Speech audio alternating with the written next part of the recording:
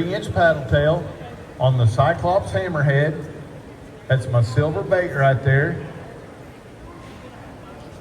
What we do with these paddle tail baits is they're like any other plastic that you put on the Cyclops jig head. You put it on sideways. Now this paddle tail, it was designed to swim straight and true like this with just a little bit of vibration. You put this on the Cyclops jig head that's a wounded bait presentation, it's gonna flop and flutter like something's happened, like it's been wounded, like it's been hit by another fish. And I wanna tell you guys what LiveScope has showed us. When you see a school of shad, they're usually up towards the top of the water trying to run from what's going on. Well, the young fish, the 2 and 3 and 4 pound bass, it's fun to them. It's like kids out on the playground. They'll go and they'll hit and bust and smash every bait that they can in that bait ball. What do the bigger fish do? What do the parents do at the playground? They stay back. Those big fish will stay back from that school. They'll be under that school. And when those shad come down that are wounded, that come down like this, they ease up to it and they'll smash it. They don't have to run with the kids. They don't have to let all that stuff happen. And that's exactly what happens when you see fish schooling like that when they're hitting those shad. Now, for you guys that have just come in here, I want to explain this briefly here about the fish that are in this tank. You've got fish that are high up in the column, you've got some that are medium, and you've got some that are bottom. I'm going to show you how to catch all 3 of them.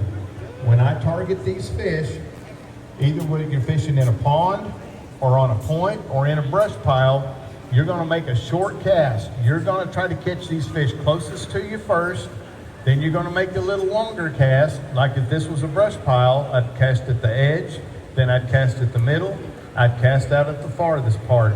If you're on a point, you want to do the same thing. You get up on a point, your first cast doesn't need to be a country mile. Anybody know how long a country mile is? It's all the way.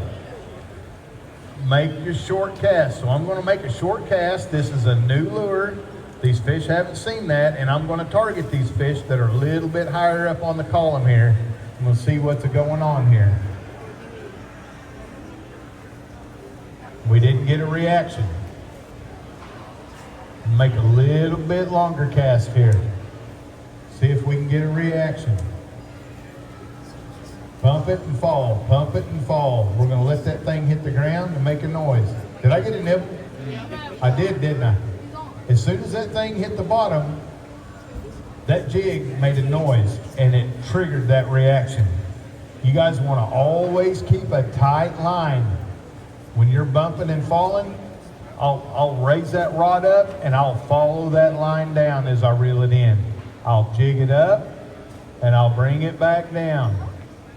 So that reaction, come on fella, there we go. When that jig hits the bottom, you get a reaction from some of those fish. And see, my technique of swimming it across the top didn't work. I'm going to try it again to make sure. We're going to make a long cast at the end, and we're going to swim that bait across these fish. Pump it and let it fall. Pump it and let it fall.